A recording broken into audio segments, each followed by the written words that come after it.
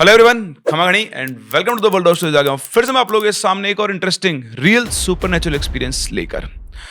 हमारी कहानी के लास्ट पार्ट में आपने ये सुना कि किस तरीके से जो भी कोई एंटिटी थी वो निखिल को गलत रास्ते पे जाने से रोक रही थी।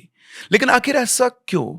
आखिर ये है कौन जो निखिल के साथ घूम रहा है, उसके घर में रह रहा है, उसे कोई नुकसान नहीं पहुंचा रहा है बल्कि उसकी केयर कर रहा है? आइए जानते हैं इस कहानी में आगे। तुम्हें अच्छी नींद की जरूरत है। ये पढ़ के वो नींद में चलने वाला डाउट तो उसका उतर गया और अब उसे पक्का यकीन हो गया था कि कोई तो है इस घर में जो मेरी मदद कर रहा है और वो इंसान नहीं है। वो सोच रहा था कि शायद ये कोई पॉजिटिव एनर्जी है, लेकिन हो सकता है कि कोई नेगेटिव एनर्जी भी हो जो शुरू शुरू मेरी हेल्प कर रही है। और ये सिलसिला यूं ही चला। निखिल का ऑफिस में 4 लोगों का एक बहुत अच्छा फ्रेंड सर्किल बन चुका था। बात है 9 अगस्त 2014 की। तो उस दिन इन सब लोगों ने डिसाइड किया कि आज ये सब लोग निखिल के घर पर एंजॉय करेंगे, मूवीज देखेंगे और नाइट स्टे करेंगे क्योंकि कल की छुट्टी है। बहुत मजा आएगा। अभी जो 4 लोग थे इनमें से 2 फीमेल्स थी और 2 मेल्स थे। तो इनमें से एक लड़की ने मना कर दिया कि उसे तो कुछ अर्जेंट काम है तो वो तो नहीं आ पाएगी आज। अब बाकी रह गए ये 3, एक निखिल, दूसरी पायल जिसने मना कर दिया था, तीसरी थी काजल और चौथा था वीर। तो पायल तो आने वाली नहीं थी, तो ये पहले ही घर पहुंच गया, सारी तैयारी की और बाकी वीर और काजल करीबन रात के 7:30 बजे इसके घर पर पहुंचे। वीर उसके घर पे पहले भी आ चुका था, रुका था, तो उसको पता था कि उसके घर में खुशबू रहती है। पर जैसे ही काजल ने एंट्री ली, ओहो, उस खुशबू ने उसको मदहोश कर दिया। वो बोली कि यार ये कैसी खुशबू है? बहुत अच्छी खुशबू और कितनी स्ट्रांग है। तू कौन सा फ्रेशनर यूज करता है? उसने कहा यार कुछ नहीं, ऐसे ही है। ठीक है, तेरे को चाहिए मैं तेरे को भी ऐसा फ्रेशनर खरीद के ला दूंगा। उसने उसको इग्नोर किया। फिर ये सब लोग बैठे, इन्होंने सबसे पहले खाना खाया साथ में और फिर इन्होंने मूवी स्टार्ट की। मूवी अभी जस्ट स्टार्ट हुई थी कि वीर को उसके घर से कॉल आया कि बहुत इमरजेंसी हो गई, उसको घर आना होगा जल्दी। अब काजल जो थी वो वीर के साथ ही आई थी। तो जैसे ही वीर जाने लगा तो काजल बोलती कि चल मैं भी तेरे साथ ही चलती हूँ। मेरा रुकने का तो बहुत मन है लेकिन फिर मैं जाऊंगी कैसे? तो निखिल ने काजल से कहा कि यार तेरे को अगर रुकना है तो रुक जा, मैं तुझे ड्रॉप कर दूंगा। वीर तू चला जा। तो काजल को भी लगा ठीक है, मेरे को निखिल ड्रॉप कर देगा, वीर तू निकल जा।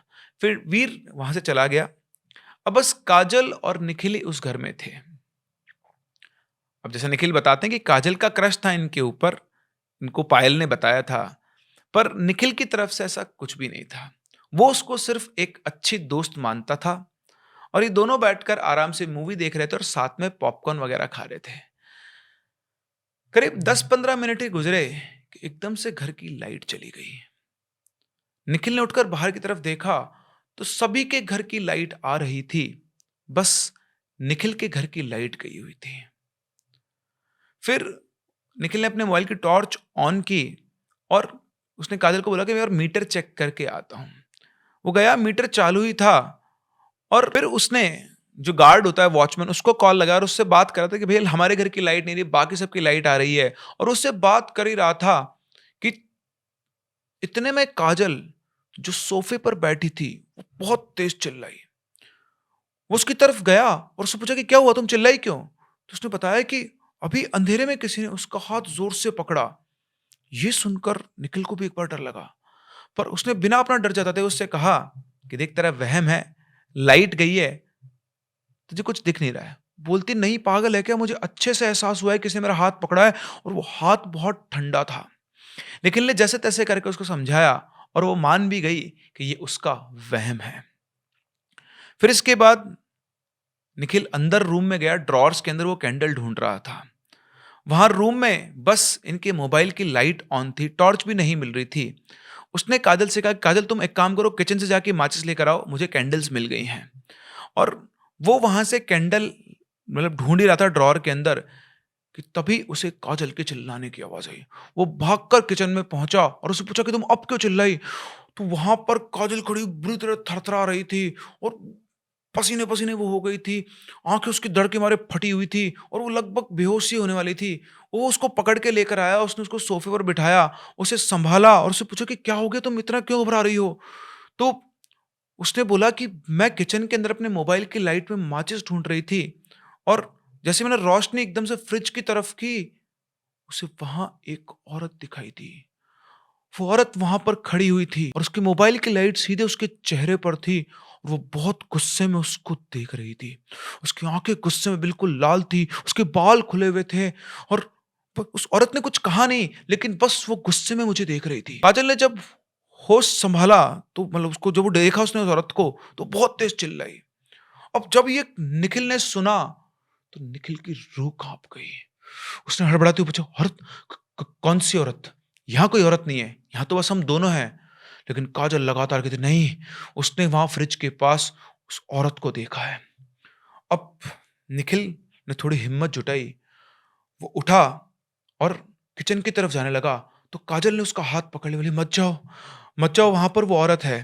लेकिन बोला, "नहीं, कोई औरत नहीं, तुम रुको यहीं।" वो वहाँ पर गया, फ्रिज के आस-पास देखा, वहाँ कोई भी नहीं था। डर के मारे निखिल की भी हालत खराब हो रखी थी। काजल ने निखिल को बोला कि प्लीज़ मुझे अपने घर ड्रॉप कर दो अभी के अभी। रात के 9:15 हो रहे थे। निखिल ने कहा कि अब मत जाओ इतनी रात को, कल सुबह ड्रॉप कर दूँगा।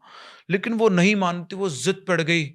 तुम नहीं छोड़ सकते तो कोई बात नहीं, मैं ऑटो से चली जाऊँगी, पर मैं इस घर में एक पल भी रुकने वाली नहीं हूँ। अब उसकी ये हालत देखकर, उसको परेशान देखकर निखिल ने कहा, अच्छा ठीक है, मैं तुम्हें ड्रॉप करता हूँ। निखिल ने अपनी बाइक की कीज़ ली, डोर लॉक किया और डोर लॉक करके नीचे गया। काजल बुरी तरह डरी हुई थी। उसने निखिल का हाथ बहुत ज़ोर से पकड़ रखा था। ये लोग सीढ़ियों से नीचे उतरकर पार्किंग लॉट में पहुंचे। पूरी सोसाइटी में लाइट थी। निखिल ने काजल से पूछा, काजल क्या तुमने वाकई में वहां पर एक औरत देखी? उसने अपना सिर हाँ में हिला दिया। फिर निखिल ने उससे पूछा कि वो दिखने में कैसी थी? बहुत डरावनी, जैसे डायन या चुड़ैल होती है ऐसी? उसने कहा, नहीं नहीं, वो बिल्कुल एक नॉर्मल इंसान की तरह थी, जैसे एक नॉर्मल औरत होती है, वो बिल्कुल वैसी ही थी। तो फिर निखिल ने उससे पूछा, तो फिर तुम उसको देखकर चिल्लाई क्यों?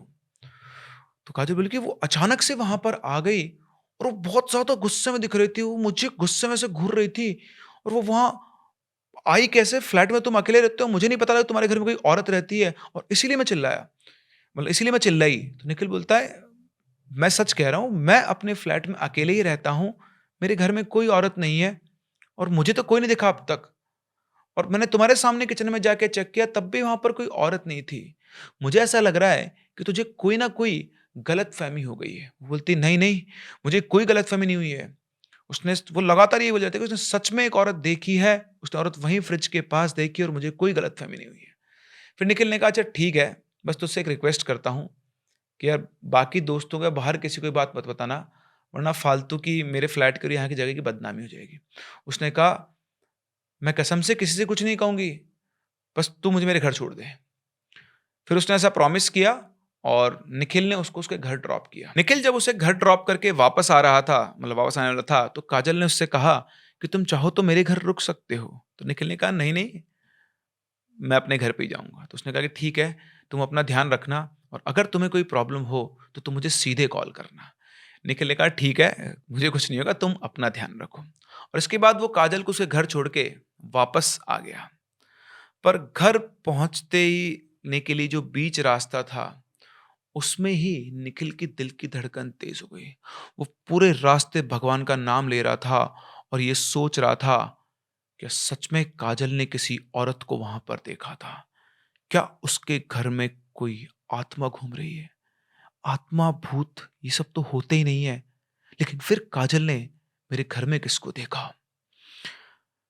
सोचते-सोचते वो आ रहा था और हो सकता है ये औरत मेरी जान भी ले सकती है, जैसा कि मैंने हॉरर मूवीज़ में देखा है। वो इंसान जो अब तक भूतों पर विश्वास नहीं करता था, अब उसका विश्वास डावाडोल होने लगा था। वो लगातार भगवान का नाम अपने मन में लिए जा रहा था और फिर वो सोसाइटी में पहुँचा। अपने फ्लैट की तरफ चला तो उसकी धड़कन और तेज़ हो गई थी। उसे खुद अपनी धड़कन सुनाई दे रही थी। साँसें भी उसकी तेज़ हो गई थी। धीरे-धीरे वो सीढ़ियों से ऊपर चढ़ते जा रहा था और जैसे-जैसे उसका घर पास आता जा रहा था, उसकी नर्वसनेस और भी ज़्यादा बढ़ती जा रही थी। पसीने पसीने उसका चेहरा हो रखा था और अब वो अपने घर के दरवाजे के बिल्कुल बाहर खड़ा था।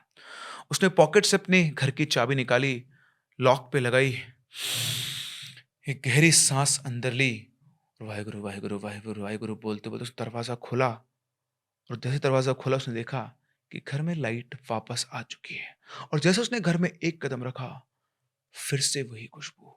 उसने एक कदम रख के अपनी गर्दन अंदर डाली, चारों तरफ उसने अपनी नजर घुमाई ये देखने के लिए कि वाकई कहीं उसके घर में कोई औरत तो नहीं है। सब कुछ बिल्कुल ठीक ठाक था। वो अंदर आया, उसने अपना गेट लॉक किया और सोफे पर जाकर बैठ गया। उसकी सांसें अब भी बहुत तेज थी। वो इस तरह से सोफे पर अपना हाथ रख के अपने छत की तरफ देख रहा था और ये सोच रहा था कि उसकी जिंदगी में क्या चल रहा है।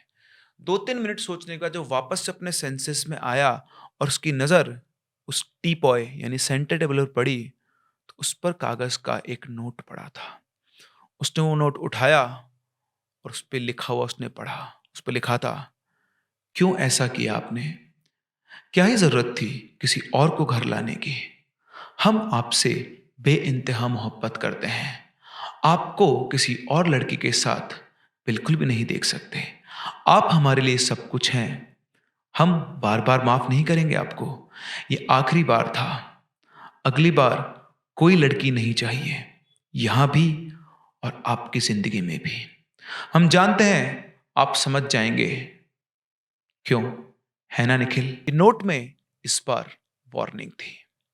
ये पढ़ के निखिल की धड़कनें और तेज हो गई। अभी तक वो जो सोच रहा था कि उसके घर में औरत है जिसको काजल ने देखा, इस नोट के बाद वो कंफर्म हो चुका था। वहां से उठकर डर के मारे सीधा बेडरूम की ओर निखिल भागा और बेडरूम का डोर जैसे उसने खोला, उससे हार्ट अटैक आते आते रह गया। जो उसने वहां देखा वो उसे आज भी अच्छी तरह से याद है। उसके बेड पर एक औरत बैठी हुई है और वो औरत निखिल की तरफ देखकर उसकी तरफ स्माइल कर रही है। निखिल दरवाजे के पास ही खड़ा था और उसे ऐसा फील हो रहा था कि जैसे उसकी बॉडी के अंदर दिल ही नहीं है। धड़कनें बिल्कुल बंद हो गई है। वो बिल्कुल स्ट्रेट खड़ा था और बस उस औरत को देखे जा रहा था। जिस चीज का उसे शक था वो उसके सामने थी। चेहरे पर कोई एक्सप्रेशन नहीं, बिल्कुल ब्लैंक फेस। और बस वो ये देख रहा था कि आखिर ये मेरे घर में कैसे आई। यहाँ पे निखिल ने उस औरत को डिस्क्राइब भी किया है। उसने इतनी खूबसूरत लड़की अपनी पूरी जिंदगी में नहीं देखी थी। वो इतनी खूबसूरत थी कि वो उसको बयां नहीं कर पा रहा था। वो डायन या चुड़ैल तो बिल्कुल नहीं लग रही थी। उसकी बड़ी बड़ी मोती जैसी आंखें थी। वो बहुत ज्यादा गोरी और उसके काले घने बाल थे। बाल उसके खुले हुए थे और वो उसके बेड पर क्रॉस लेग करके बैठी हुई थी और स्माइल करके बस वो निखिल को ही देख रही थी। वो भी कुछ नहीं बोल रही थी। वो उधर हंसे जा रही थी और ये यहाँ घबराहट में बिल्कुल एक्सप्रेशनलेस चौंक के उसको देख रहा था। निखिल को अच्छे से याद है उसने एक वॉयलेट कलर का पंजाबी सूट पहन रखा था जिसमें वो किसी परी से कम नहीं लग रही थी। करीबन 5 से 10 मिनट तक दोनों एक दूसरे को देखते रहे। निखिल का माइंड पूरा ब्लैंक था। उसके दिमाग में एक भी थॉट नहीं आया। उसे तो अपनी धड़कनें तक फील नहीं हो रही थी। और तभी इतने में वो बोली, ऐसे ही खड़े रहेंगे या पास भी आएंगे?